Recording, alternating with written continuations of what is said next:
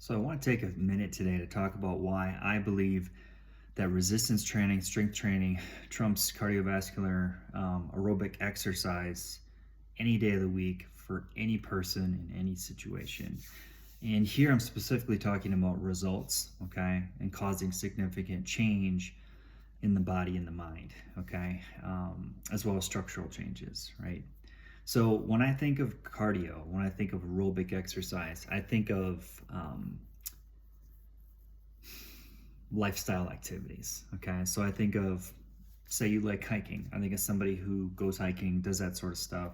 Say you like cycling. Okay, again, that's the thing that's going to make you feel good. You don't necessarily have to exert a lot. You can scale it to whatever level of output you want to have, and so you could insert any sport or activity that has a prolonged cardiovascular dominant component to it within that realm of aerobic exercise. Okay, so it's stuff you want to do. It's stuff that's maybe social. Yeah, those type of activities. Now, if you're trying to change your composition, you're trying to promote longevity. Okay, you're trying to heal your body in some way. Again, you want to elicit that profound and drastic change. You want to increase strength, right? You've got to use resistance training. Now, resistance training is that thing that a lot of people seek, but they don't really know how to do it. They don't have proper skills and techniques with these movements or exercises. And so there's a big barrier to being successful. And with strength training, with all of the options out there, it's very easy to get injured. It's easy to try too hard. Okay, over trying is an issue when people train by themselves, or some people that work out like once a week, be super sore for 4 or 5 days, get motivated again, and then work out, the next week, about a week later.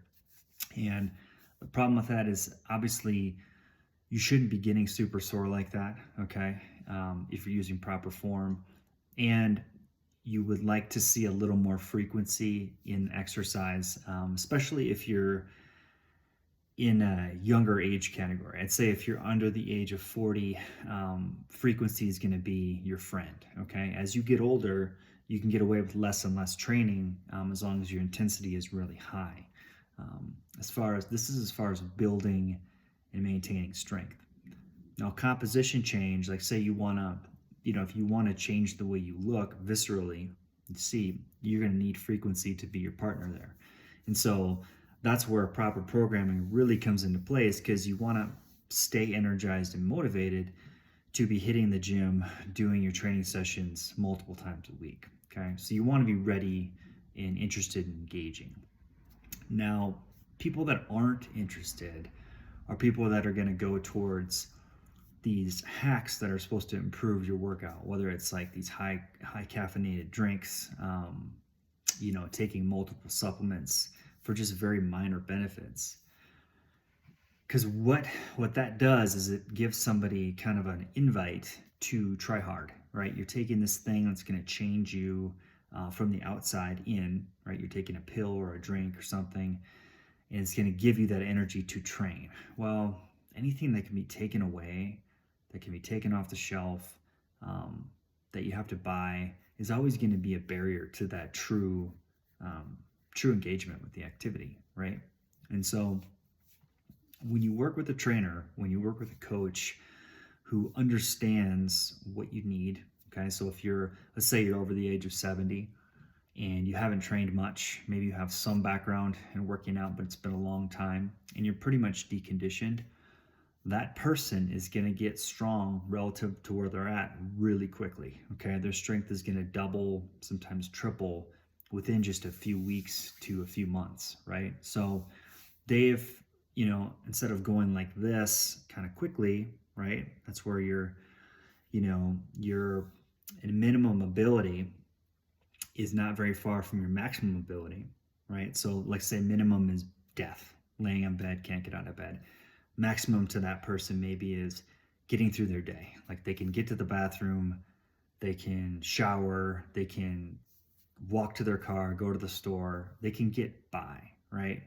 if we can get them to increase that, what they can do, increase their ability, they're going to live longer and have a better life. Okay, because when those two things meet, like when your max ability and your minimum meet, that's death. Okay, death from aging.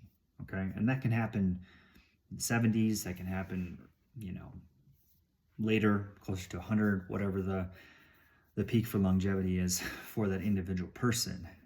But for each of us, especially those people like I'm talking about now in their 70s, we're trying to widen that gap. We're trying to get them to be able to do more with their bodies, meaning they're stronger, they've got better mobility, kind of flexibility is decent enough where they're not going to injure themselves. Because the stronger you are, the more dense your bones are, which doesn't mean you got to be jumping up and down, doing anything dangerous to build bone density. You just have to be exerting those muscles really hard, okay, in strength training exercises a couple times a week, right? And not for a super long period of time, but the intensity has to be sky high. Like it's got to be there. And that's not a gritting of the face. That's not an out of control thing. That's like feeling tension and understanding how to control that tension, fight against it, push against it, pull it in, okay, squat up, whatever it may be, resist the negative, those types of things. So it's a very momentary thing. Anyhow, anyone can improve that. Anyone can start improving that. Now, for younger people or people in their 30s, maybe early 40s, people are having families kind of later now, young kids, you don't have a lot of time, okay? Unless exercise is like your passion, the thing that you're going to do multiple times a week and you're going to commit a lot of time to, you're going to want something that's more efficient, something that addresses those issues, helps you get that positive benefits from exercise, but also helps you maintain and even gain strength, okay, during those periods. So it's not that you're pausing things for like a decade or something while you're raising kids. It's that when you have time to do it, you're going to hit it and be much more efficient. You're going to get what you need out of it. And resistance training really compacts that. Like you can get that in 10 to 15 minutes, whereas if your mind is, like, say your exercise is running or some sort of a cardio activity, you probably think, I need at least 45 minutes to get that thing in, okay? And that's not counting X amount of time before to get ready and then time after to cool down, shower, whatever, get to your next thing or check the next thing off your list. And so what I often see with people who don't have a lot of time, but they want to exercise, they understand that either A, they're gaining weight, B, they're just not as healthy as they used to be, or C, it's somebody's told them it's something they've got to do. It's that thing they need to do for themselves. And once it's done, out of the way, box is checked, you move on to the next tasks. For that person, strength training is just a no-brainer, okay? But, this is a big but, you've got to be 100% committed, 100% like in the moment, doing that thing, patient. Time has to essentially stop when you're in that environment, okay? Whether that's 15 minutes, 20 minutes, whatever it is, okay? You've got to be completely present, because whatever you do from that place of presence, especially if you're receiving coaching, is going to exponentially affect and benefit you, right? And so by going in intense fashion for a short period of time, when you stop, the body doesn't stop. The body still, it keeps doing its thing. And those are the benefits from creating that intensity. Lower intensity workouts are good as well for different reasons, but as far as changing your system, changing your chemistry, you need that intensity to come in. And to be honest, to be frank, like when I train, it's very fragmented for myself. So what that means is I may conjure a circuit in my mind that I want to do, or like a series of movements that I want to tie together, and I have I don't have a strong purpose with that circuit, or I'm not trying to design some sort of a fancy workout Okay, what I'm doing is giving myself an invitation to enter into those exercises and to go as hard and as, as focused as I can in that circuit. Okay, and it may only last 5 minutes. It may even be less than that, but I get the benefit from that. And I'm teaching myself that I need to take advantage of this fragmented time to do my training. Okay, I need to enter into it with the focus that this is all I'm doing today. Now, I may do something like that 2 or 3 times, or maybe some sort of a lesser thing. I may grab some dumbbells and challenge myself at a couple movements. But again, I don't delineate between training and not training. Okay, like it's all a part of life, it's all a part of living. Okay, and recognizing that if my normal state of existence is pretty calm, pretty steady, pretty predictable, with my training, I want to get as far away from that as I can. So I want to get intensity, create some polarity, and understand that that's what's needed. It's not more of the basic calm. It's I need to create some imbalance in my life, which will actually add balance, if that makes any sense. Okay, so you need that polarity from not moving much to really moving hard, okay, intensely, to create the organism that functions the best. Okay, it's really very similar to the hunter-gatherer approach, or if you understand how we used to live, when our days were kind of uncertain, right? This is pre-farming, right? This is when you had to search for food. You had to maybe elicit a lot of intensity to harvest the game, okay? And then all the energy that went to preparing the game, cooking it, curing it, whatever you did, to like not much, okay? So you go from this peak effort to not much. But if there's no peak efforts, and if all the stress is kind of societal or coming to you from the outside, or not even real, not even your own personal stress, and you're taking that on as you're taking ownership of it, your relationship to stress, you may think, oh, I'm really stressed out or whatever, I've got all this stress in my life, but is it real? And with strength training, with resistance training, it's freaking real. It's real in that moment. You either can do it, you can't do it. Okay, you either will do it or you won't do it. And there's these elements that come into exertion that's where you got to put yourself, and that's where you got to be. Okay, and it's not as easy as it sounds, because I've worked with people for a long time, coming up on 20 years now, and it's, man, the people who really got it and nailed it and made it a skill, it's a small number. It's a small number, and I kind of knew that going in, but it's still surprising that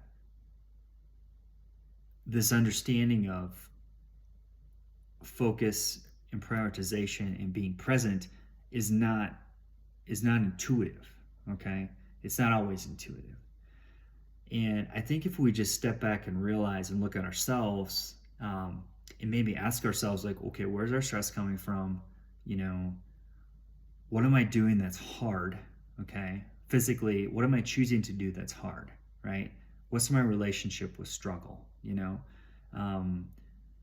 Those types of questions. We may become less emotional, less brainy, less like, seeking of answers or repetitive, regurgitative of information. We may get to a point where our own personal visceral existence is what we have the deepest understanding of. And that, to me, is where strength training and resistance training is it's the ultimate partner. You can develop a skill, you can improve yourself by doing the difficult thing in a small period of time, right? So it's not the difficult thing for a long period of time.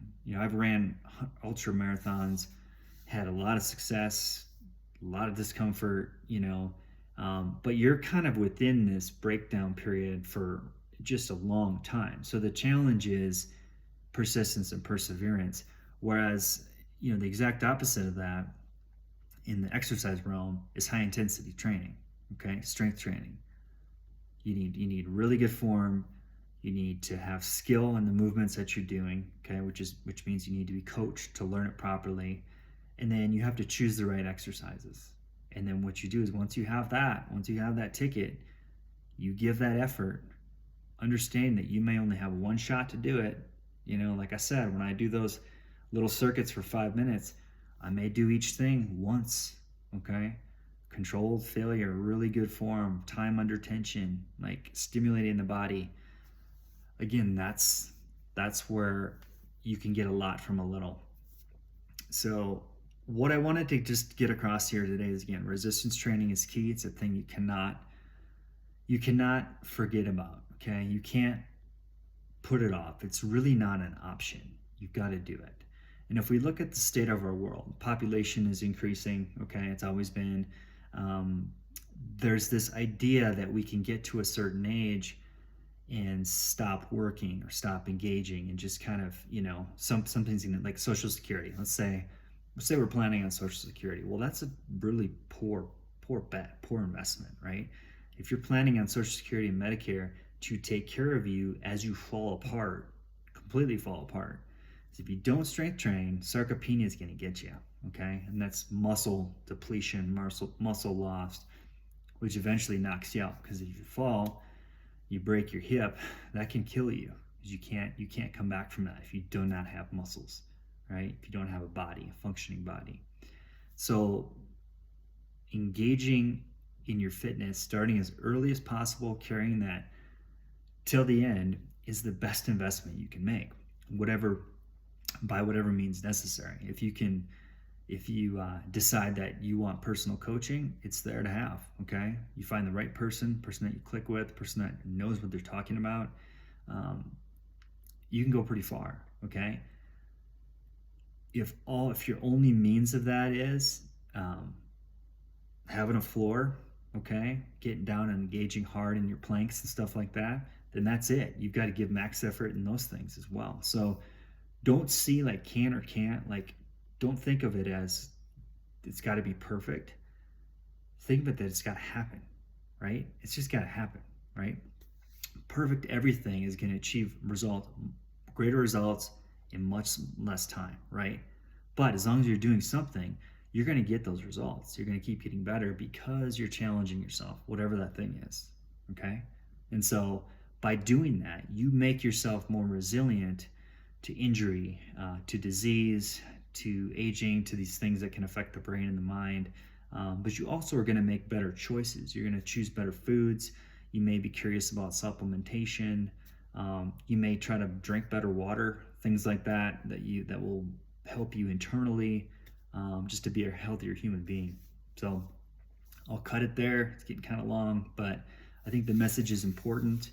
And these talks come from me doing research, taking notes, thinking, okay, spending time like reflecting on things I'd like to see change, or maybe like, how I can affect more change with the people that I get to work with, given their various life situations or points in time in life, right?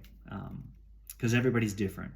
But we're all an organism that benefits from some simple and familiar things, okay? A lot of it's very transferable, okay? We're unique in our situations, but we're not unique in our organism. So get after it. If you got any questions, please let me know. We'll get you some solutions. But yeah, effort, man. It's just that intense effort.